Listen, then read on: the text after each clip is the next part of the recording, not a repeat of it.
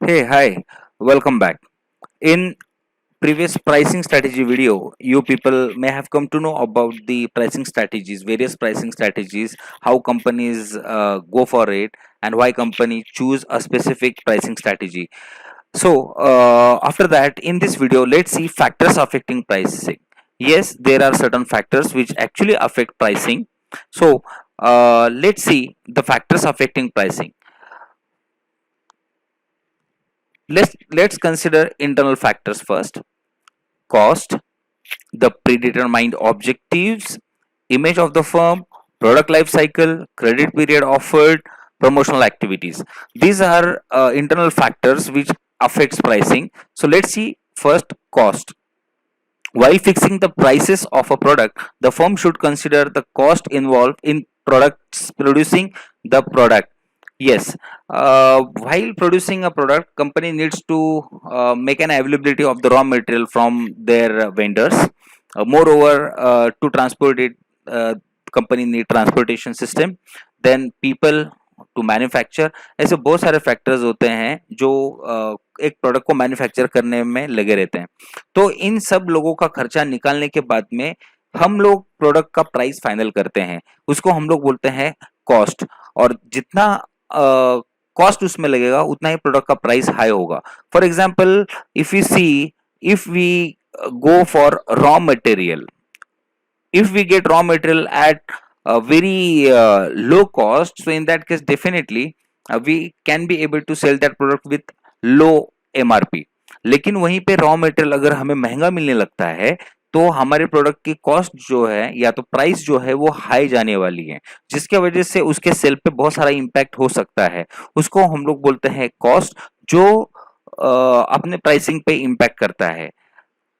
Next, the predetermined objectives. While fixing the prices of the product, the marketer should consider the objectives of the firm. Yes, it is very important because sometimes some companies they think about only margin. They need to just they are thinking, they always think about generation of sales only. Okay, जिसमें वो फिर ये नहीं consider करते कि यार हमें services provide करनी है नहीं करनी है या तो क्या करना है. वो सिर्फ ये डिसाइड करते हैं कि यार जल्द से जल्द हम लोग प्रोडक्ट मैन्युफैक्चर करें और उसके बाद में उसको मार्केट में लाए, सेल करें, अपना प्रॉफिट निकाले और मार्केट से हम लोग बाहर निकल जाए.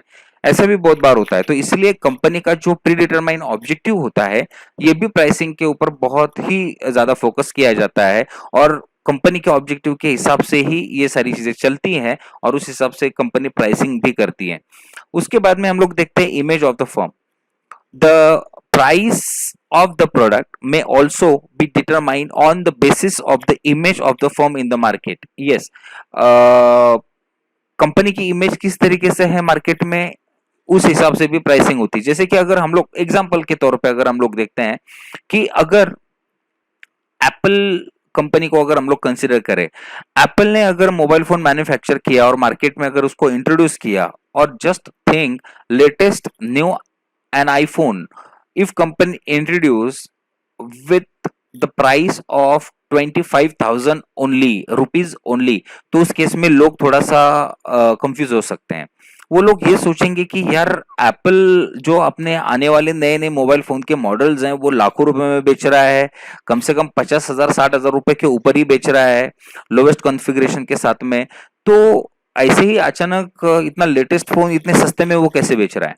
तो यहाँ पर कस्टमर काफी सोच सकता है, काफी कस्टमर परेशानी में आ सकता है. कभी कभार उसको ये भी लग सकता है कि यार कहीं ऐसा तो नहीं कि प्रोडक्ट फॉल्टी है, कहीं ऐसा तो नहीं कि प्रोडक्ट में कुछ दिक्कत है, या कहीं ऐसा तो नहीं कि कंपनी का जो प्रोडक्ट है मतलब कंपनी जो है ये फेक है. ये भी हो सकता है कि एप्पल के नाम पे वो डुप्लीकेट मोबाइल फोन्स हमको बेच रही हैं. तो यहाँ पर ये प्रॉब्लम भी क्रिएट हो सकती है. इसीलिए कंपनी ने अपने इमेज के बारे में भी सोचना पड़ता है. Company need to think about their image as well and according to that they can set price of the product. So that is why image of the firm also affect the pricing. Let's see next one, that is called product life cycle. The stage of which the product is in its product life cycle also affects its price. For instance, during the introductory stage, the firm may charge lower price to attract the customers, and during the growth stage a firm में increase the price. Yes, अभी pricing में भी यही चीज होती है कि product life cycle, जैसे हमने पिछली बार देखा था, I hope you people are very well aware of product life cycle now. तो उसमें स्टेजेस होती हैं। तो फर्स्ट इंट्रोडक्टरी स्टेज होती है जिसमें कंपनी एक बार मार्केट में एंट्री ले लेती है और उसके बाद में अपना प्रोडक्ट मार्केट में बेचना स्टार्ट करती है। लेकिन जब कंपनी का सेल ग्रोथ स्टेज में जाता है तो उस समय कंपनी अपने प्रोडक्ट का प्राइस जो होती है वो बढ़ा देती है। ठीक है, या तो फिर कंपनी उस प्रोडक्ट का प्राइस सेम ही रखती है और लेकिन उसको कूपन कोड्स देके इंट्रोडक्शन में पेनेट्रेट करने के लिए, मार्केट में पेनेट्रेट करने के लिए कूपन कोड्स देके उसको कम प्राइसेस में वो कस्टमर को ऑफर करते हैं। और जब ग्रोथ में वो आते हैं तो अपनी प्राइस जो स्टेबल प्राइस उन्होंने रखी होती है वही प्राइसिंग के लिए वो चले जाते हैं और अपने प्रोडक्ट का प्राइस फिर से वो चेंज कर देते हैं। उसके बाद में हम लोग देखेंगे credit period offer. Longer the credit period, higher may be the price, and shorter the credit period, lower may be the price of the product. Yes, जितने दिन तक हम लोग क्रेडिट पीरियड लेंगे उतना ही उस प्रोडक्ट का प्राइस ज्यादा जाएगा। तो यहाँ पर क्रेडिट पीरियड जो ऑफर होती हैं वो भी उस पर इम्पैक्ट करता है। जैसे कि हम लोग लोन वगैरह उसकी बात हम लोग करते हैं, जितने ज्यादा लॉन्गर ड्यूरेशन का अगर लोन हम लोग लेते हैं तो उतना ही ज्यादा रेट ऑफ इंटरेस्ट लगता है और उतना ही ज्यादा कॉस्ट हमको रिपे करना पड़ता है। तो वही यहाँ पर होता है। Next c promotional activities or activity. The promotional activity undertaken by the firm also determines the price. If the firm incurs heavy advertisement and sales promotion cost, then the price of the product shall be kept high in order to recover the cost. Definitely promotional strategies जब company adopt करती है तो उसमें काफी सारे tools use करती है, जैसे कि सेलिब्रिटी इंडोर्समेंट होता है, पैम्पलेट्स छापना हो, एडवर्टाइजमेंट हो, बहुत सारा खर्चा उसमें हो जाता है। तो वो भी खर्चा उसमें निकालना पड़ता है। तो इसलिए कंपनी क्या करती है, अपने प्रोडक्ट का कॉस्ट उसके हिसाब से रखती है। अपने कंपनी का जो प्रोडक्ट है उस प्रोडक्ट का जो प्राइस होता है वो उतना ही हेवी रखते हैं, क्योंकि उन्होंने जो एडवर्टाइजिंग और प्रमोशनल एक्टिविटीज पे जो इन्वेस्टमेंट किया है वो पैसा रिकवर हो, इसके वजह से प्रोडक्ट का प्राइस जो होता है वो हाई होता है। फॉर एग्जांपल अगर हम लोग कोका कोला की अगर हम लोग बात करें तो सच में आप बताइए कि कोला कितने रुपए में बनता होगा, लेकिन फिर भी हम लोग जब देखते हैं तो हम लोग उसको 10 रुपए की एक बोतल खरीदते हैं, 15 रुपए की या 20 रुपए की बोतल खरीदते हैं, लेकिन उसका प्रोडक्शन कॉस्ट सच में बहुत कम होता है। But only because of celebrity endorsement they keep higher price of the product, जिसकी वजह से उनका एक इमेज भी, रेपुटेशन भी मार्केट में बरकरार रहता है और उनका उसका फायदा भी होता है।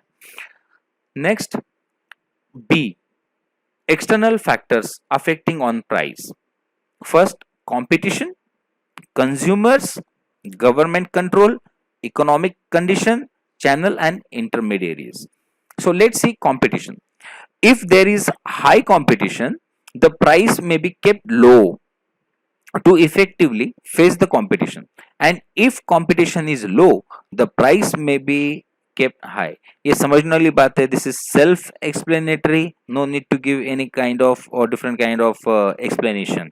लेकिन इसमें समझने वाली बात ये होती है कि अगर कभी कंपटीशन सच में ज्यादा हाई होता है तो खुद ब खुद कंपनी अपने प्रोडक्ट का प्राइस जो होती है वो कम कर देती है by reducing their own margin. और जब प्रोडक्ट के लिए या मार्केट में कंपटीशन ही नहीं है तो कंपनी अपने प्रोडक्ट का जो कॉस्ट होता है अपने हिसाब से रखती है, जिसके वजह से वो अपना सेल जनरेट कर लेती हैं, रेवेन्यू जनरेट कर लेते हैं। तो इसलिए कंपटीशन भी एक ऐसा एक्सटर्नल फैक्टर है जो प्राइसिंग पे काफी बढ़िया से इम्पैक्ट करता है। After that let's see consumers. This is a very important factor. The consumer factors that must be considered includes the price sensitivity of the buyer, purchasing power and so on. अब इसमें consumers के उसको भी consider करना बहुत जरूरी होता है। जैसे कि अभी हर एक कस्टमर जो होता है वो प्राइस सेंसिटिव या कॉन्शियस होता है, उस हिसाब से हम लोगों को ये सारी चीजें समझना पड़ता है। We need to know about consumer, whether he will be able to buy that product और नॉट, इतना कॉस्ट वो बेयर कर पाएगा या नहीं कर पाएगा, उस हिसाब से हम लोग प्रोडक्ट का प्राइस फाइनल करते हैं। उसकी कस्टमर का जो परचेसिंग पावर है उसको हम लोग सोचते हैं, उसके बारे में देखते हैं। अगर उसका परचेसिंग पावर काफी अच्छा है तो डेफिनेटली हम लोग उसी तरीके से उसका प्राइसिंग करेंगे। और कंज्यूमर बिहेवियर होता है, बहुत सारी चीजें उसमें आती हैं, तो उस हिसाब से भी प्राइसिंग हम लोग करते हैं। उसके बाद में हम लोग देखेंगे government control. Government rules and regulations must be considered while fixing the price. जैसे कि जीएसटी की बात हम लोग करते हैं, या तो कुछ रेगुलेशंस होते हैं, कुछ लाइसेंसेस होते हैं, उन सारी चीजों को भी हम लोग कंसिडर करते हैं और उस हिसाब से प्रोडक्ट का प्राइस हम लोग फाइनल करते हैं। अगर हम लोग प्रोडक्ट का कॉस्ट में या तो प्रोडक्ट के प्राइस में अगर जीएसटी वगैरह इन्वॉल्व नहीं करेंगे तो हम लोगों को शायद दिक्कत हो सकती है। इसके वजह से गवर्नमेंट का जो भी कंट्रोल होता है वो भी प्राइसिंग पे इम्पैक्ट करता है। Let's see economic condition. The marketer may also have to consider the economic condition prevailing in the market while fixing the price. तो इकोनॉमिक कंडीशन किस तरीके की है, क्या कंडीशन है, कस्टमर्स की पॉकेट में कितना दम है, कस्टमर्स परचेस कर सकता है नहीं कर सकता है, उसके बाद में बहुत सारे फैक्टर्स होते हैं इकोनॉमिक के, जिस तरीके से ये सारी चीजें चलती हैं और उसी तरीके से हम लोग प्राइस जो होते हैं फाइनल कर लेते हैं। फॉर एग्जाम्पल अगर हम लोग देखते हैं कि अगर किसी ट्राइबल एरिया में जाते हैं, किसी अफ्रीका के किसी ऐसे गांव में जाते हैं जहाँ पर लोगों के पास में पैसा नहीं है, लोग खेती बाड़ी करके जी रहे हैं, या तो वहां पर पानी नहीं है लेकिन बहुत मुश्किल से जी रहे हैं, और वहां पर जाके अगर आप सोचते हो कि मैं एक प्रीमियम प्रोडक्ट मार्केट में लॉन्च करता हूँ वहां पर और वहां पर उसको सेल करने की कोशिश करता हूँ, तो क्या उनकी वहां की इकोनॉमिक कंडीशन सपोर्ट कर पाएगी? नहीं, बिल्कुल नहीं। और इसके वजह से आपका जो मार्केटिंग स्ट्रैटेजी है या तो फिर आपका प्रोडक्ट सेल करने का जो आपकी इच्छा है वहां पर प्रोडक्ट सेल करने की, वो पूरी फेल हो सकती है। That is why economic condition must be supportive. If economic condition is supportive then definitely you can be able to sell your product at larger scale, but it is not in that condition, then definitely you need to think thrice before launching your product in the market or putting final price on that box. Then channel intermediaries, the marketer must consider a number of channel intermediaries and their expectation. As you people are very well aware of intermediaries like wholesaler, dealer,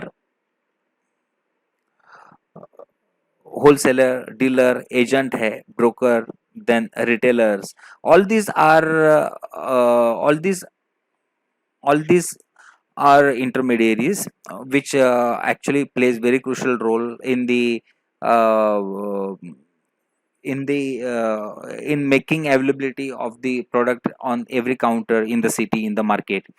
तो इनको भी consider करना होता है। अगर wholesaler और dealer अगर बोलता है कि नहीं, I am not happy with the margin which you are providing to me, तो ये होलसेलर और डीलर अपने प्रोडक्ट को मार्केट में रिटेलर तक पहुंचाने के लिए रोक देगा, तो जिसके वजह से आपके सेल पे इसका इम्पैक्ट आ सकता है।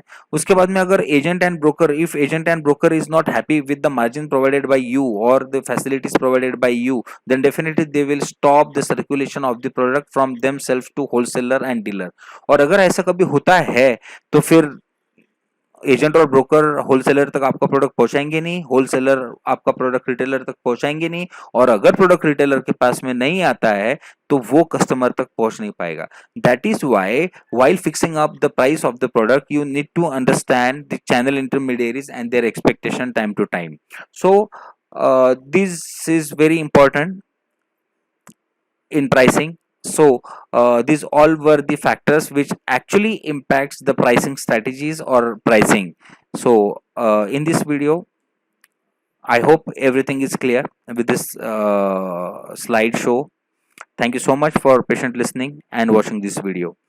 Have a good day, have a nice time.